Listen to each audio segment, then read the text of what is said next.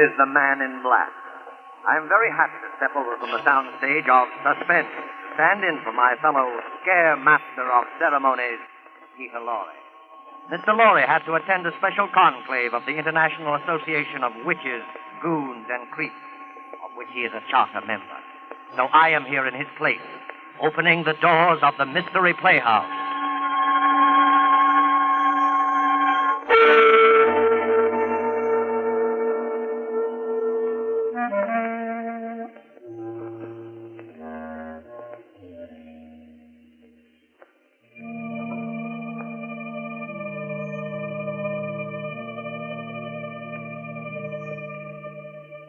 Tonight, the Mystery Playhouse has been fortunate enough to secure the services of that light-hearted raconteur of murder, horror, and the supernatural, the laughing boy of the inner sanctum, Raymond.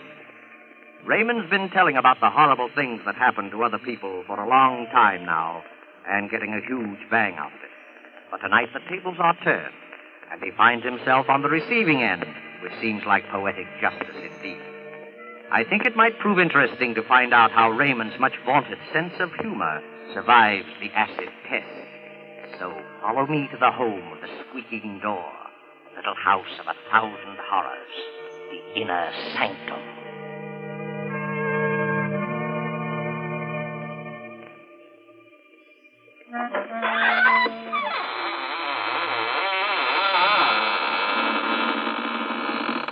Good evening, friends. This is your host, Raymond. Welcome to the squeaking door of the inner sanctum. For those of you who write in to find out why our door squeaks so much, I guess now is a good time as any to explain that the hinges are rusty with dried blood. Through that door pass the most beautiful ghouls in the world. Won't you come in?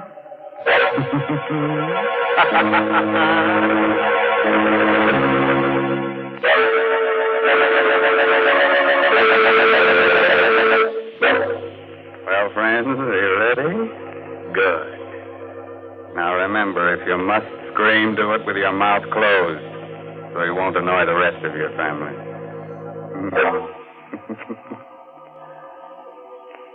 You know, you don't need dark old houses or murky graveyards to feel the chilly presence of beings from the other world. Last week, just after I completed my broadcast, I was called to the telephone. And I picked up the receiver. I heard. Hello, is that you, Raymond? Yes. Are you going to be at home tonight? Yes, why do you ask? Because I'm going to drop by.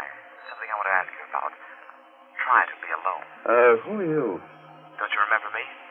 Well, the voice is familiar, but I can't quite place it. I'm Gideon Blake. I'll see you later, Ray. Goodbye. Now, there's nothing unusual about a call like that, except one thing. 10 years ago, my friend Gideon Blake was killed.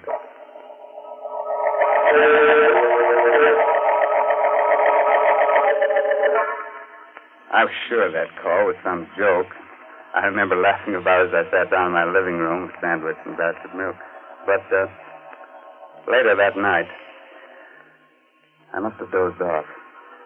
I remember being awakened by the tower clock chiming. It was midnight. Somewhere a cat howled against the moaning wind that had sprung up. Strange chills and a shudder through my body. The front door must have blown open. I went to see. Standing there was Gideon Blake. Good evening, Raymond. Blake. You shouldn't be so surprised. I told you I was coming. Yes? You've changed so. It's been a long time. More than 10 years, I believe. But I don't understand. You were burned to death. How on earth did you come back? There are many things which you will never understand while you're alive and on this earth. Why'd you come here? To give you this piece of paper. Huh? What's on it? The names of 4 persons. They're alive now. In a short time, they will all be dead. I looked at him carefully as he talked. He looked hideous, ugly, with horrible burns on his face. The man had the look, touched the very smell of death. Good night. Raymond. I looked at the slip of paper my friend Gideon had given me. There were 4 names. Stella Marlowe, Robert Lane, Amelia Cardway, Raymond Edward Johnson. The first 3 names I didn't know. The last was very familiar to me. It was my own name.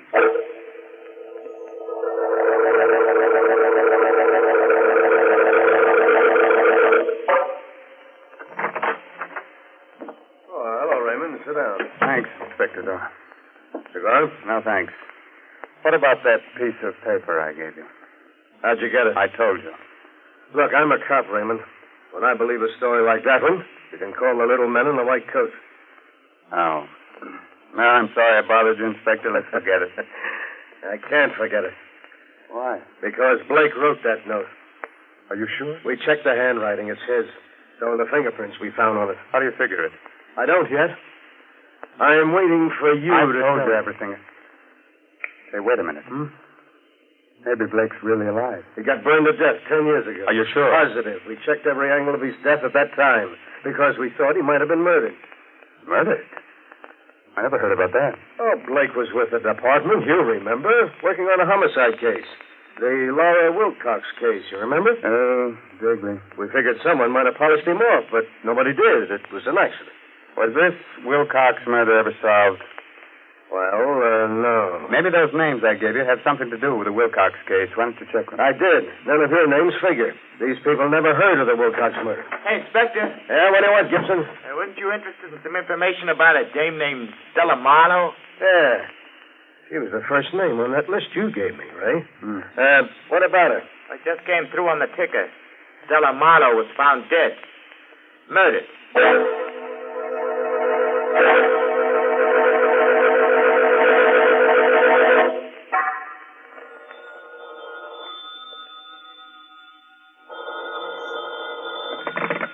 Hello? That you, Ray? Mm-hmm. This is Inspector Doyle. We're trying to get you all day. Oh, I just got in. I was down at the police library setting the file on the Wilcox case. All right, forget about that. Now listen, I want you to lock your door and all the windows. I'm sending down a red-headed cop to guard you. What? Don't let any dark-haired guy into your house, even if he's your own best friend. What's this all about? We're dealing with a homicidal maniac.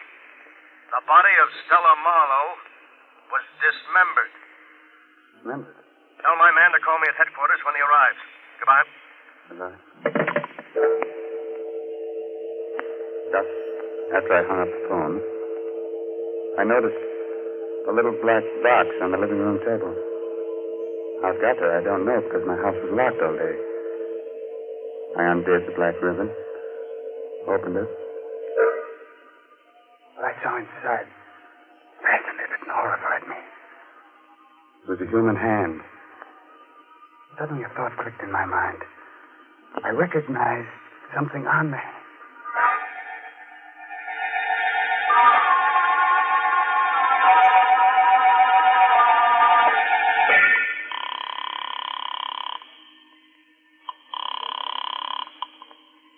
Hello, Inspector Doyle speaking. Inspector, this is Ray Johnson. Yeah, what is it? Did you ever find out what happened to Stella Wilcox? Huh? She's the stepdaughter of the murdered Laura Wilcox. Why do you want to know? Well, she was suspected of the murder for a time. Listen, will you drop that angle? Will you just answer 1 or 2 questions? Did the killer dismember the whole body in the Stella Marlowe murder? Just the hands. Fine. Did she have on a large diamond ring, the 3rd finger on the left hand? Yes. Her friends say she wore it all the time, but how do you... I've got it here. Someone sent me a hand with a ring on it. What? And get this, there's a name engraved inside the ring. The name is Laura Wilcox. What? There's a scar on the thumb. There was a scar on the left thumb of Stella Wilcox's print in your file. I took a fingerprint. The prints on the hand and the fingerprints of Stella Wilcox are identical. Are you sure? Yes. Stella Marlowe and Stella Wilcox are the same person. Did you find anything else there? Yes. Black hair on the fingernails. I'm coming down to your place as fast as I can get there. Goodbye. Goodbye. The front door slammed a second after I hung up. I turned around. Coming toward me was a man with jet black hair.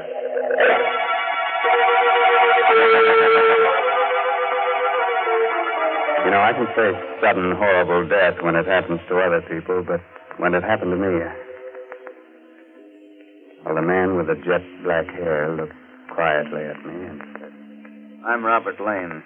You're Raymond Edward Johnson, I believe? yes. Inspector Doyle spoke to me about you. Can I sit down? What do you make of all this? I don't know what to make of it. You heard what happened to Stella Marlowe? Yes. Do you know that's not her real name? Yes, she was the stepdaughter of Laura Wilcox, but I do know. I think I know more about this than you imagine. Is your name really Robert Lane? Why? There was a chauffeur in the Wilcox home, a man named Lowry. I wonder if... There's no harm in telling you now. Yeah, I'm that chauffeur. And Amelia Cardway? She was Mrs. Wilcox's maid. Now, Johnson, the murder of Stella didn't come exactly as a surprise to me. Why? She poisoned her stepmother with the help of the maid, Amelia Cardway. But why am I involved in all this? Let's not fool each other. Somehow you discovered that Stella murdered her stepmother. But after 10 years, you can't dig up any evidence, and you know it. So you invent this wild story about Gideon Blake. Just the right sort of psychological scare to frighten the two women into making a move that'll give them away. Very clever. Just a moment. What color is the hair of Amelia Cardway? Blonde. Pretty shade of blonde, in fact. Very attractive girl 10 years ago. Oh, what's in the box? I advise you not to look. I rarely follow the advice of other people. Oh. Where'd you get this? Someone left it here this evening. That ring. Old Lady Wilcox gave that to Stella on her 18th birthday.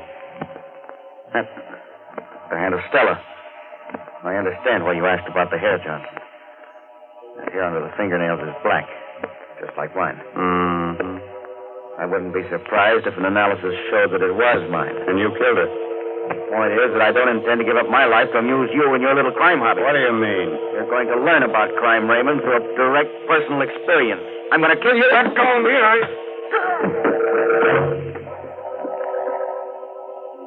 He was a powerful man. His blow dazed me. I struck my head against the furniture. I lay down on the floor dazed. Like a slow-motion picture, I saw Lane approach and lean over me. A long knife in his hand. You didn't expect to stir up this hornet's nest, did you? Crime and murder is very amusing, isn't it? Well, you'll find out just how funny it is. I saw him raise his arm. I was powerless. He was driving the knife down. Suddenly... Let go. Grab my hand. I did. Gideon Blake. Yes. I heard him scream. Somewhere the door slammed, and I blacked out.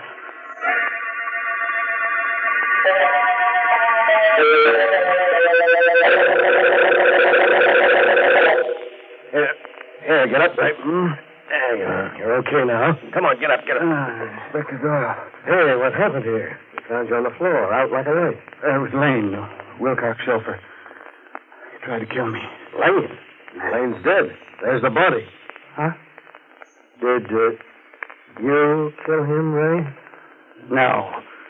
Where does Amelia Cardway live?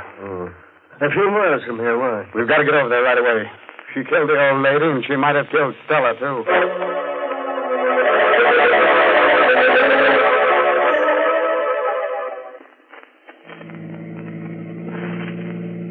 I don't see how Amelia Cardway could have done it. Maybe you'll tell me next that Gideon Blake did it. I don't know. Gideon Blake didn't have a hair on his head. Besides, he's dead. I never arrest a dead man for the crime of murder. You can't get confessions on him. Perhaps Lane did go to see Stella shortly before she was killed. They were all in this together. Yeah? They told you they didn't know each other to protect themselves. Well, that still doesn't explain how the hand got to your place, or why Gideon Blake came back from the dead, or why we found those black hairs under the fingernails. Say, I've got an idea about the hand. Yeah? I think it was dismembered so that you would never know that Stella Marlowe was Stella Wilcox. Huh? She changed her appearance, but she couldn't change her fingerprints. Well, then who left it at your place, and why? And why should you be on the murder list? Don't remind me of that, please. Well, here's Amelia Cardway's cottage. Maybe we'll get some of the answers here. Come on. What? Inspector. Help! You hear that? Yeah. Come on, follow me, Ray. Inspector Doyle had his gun out and was running into the house. I followed a few steps behind. In a moment, I was in the living room. Doyle was standing there. Well, what happened? Why did you scream for help? In an old chair sat what was once an attractive woman. The blonde hair was streaked with gray, but the face was a mask of terror. I recognized her from the picture in the police file. It was the former maid of Laura Wilcox, Amelia Conway.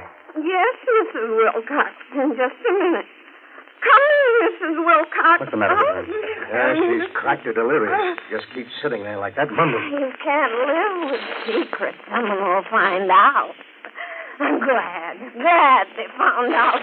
Now she'll never come to see me again, never. Yeah, well, who came to see you? Mrs. Wilcox. I didn't want to give her that medicine. I knew it was poison, but Stella made me. She made me. And so did he, the chauffeur. Getting out of the chair, Inspector. Look, there's a knife in her back. Miss Cardwell. There she is, at the top of the stairs. Mrs. Wilcox. Where? At the top of the stairs, Inspector. Look, it's Laura Wilcox. I'll tell everything, Mrs. Wilcox. We were all in on it together. Stella, the chauffeur, and me. I didn't want to do it. Forgive me for... I'm going upstairs. You look after her, Ray. The moment he reached the bottom steps, Mrs. Wilcox disappeared. I stooped over the Cardwell woman. She was dead. A burst of pistol fire came from the upstairs part of the house. A moment later, Inspector Doyle came tumbling down the stairs, the gun still in his hand. He was unconscious. I looked up. At the top of the stairs stood Mrs. Laura Wilcox. She said nothing, but calmly came down, holding the poker she had struck the inspector with. She bent down, took out the knife from the body of the dead Amelia Cardwell. I was too startled, too frightened to move. Suddenly the woman took off her hat, her wig, and there stood Gideon Blake. You'd better go now, Raymond. I don't understand that disguise. Look there. The entrance to the dining room. Fire. Yes. Fire. You'd best leave at once. Those flames are spreading rapidly. Take Inspector Doyle with you. Blake, hurry. Yours is the last name on my list, you know.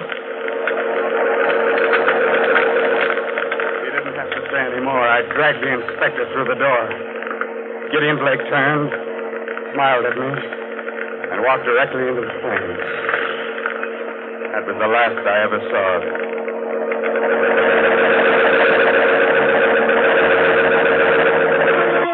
I found the missing pieces of the jigsaw puzzle. Mm-hmm.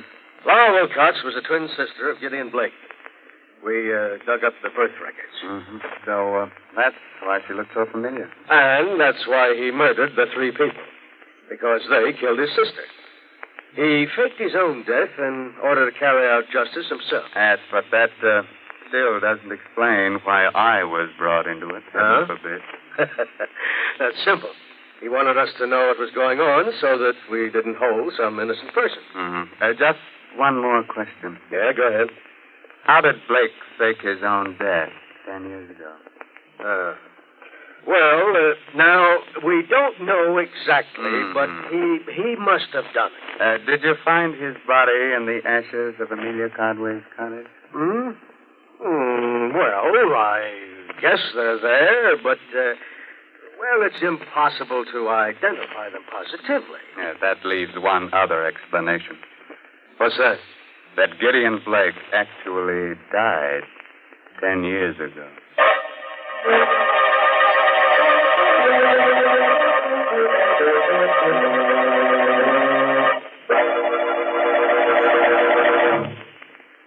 A word of advice, naturally.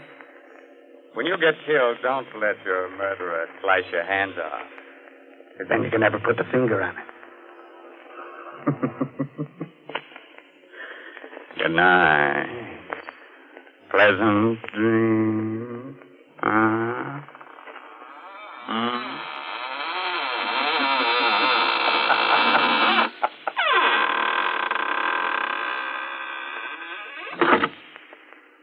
You have been listening to an Inner Sanctum mystery starring Raymond Edward Johnson.